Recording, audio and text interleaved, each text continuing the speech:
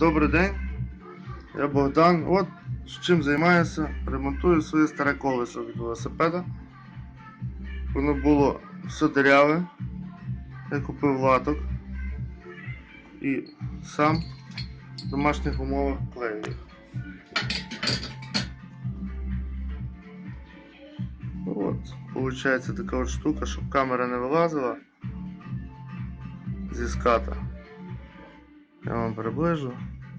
Клею чим? Клею клеєм для латок, латки для велосипеда, звичайний клей 505. Ну і в принципі все.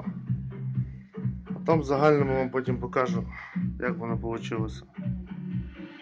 Радий був вас з вами поспілкуватися.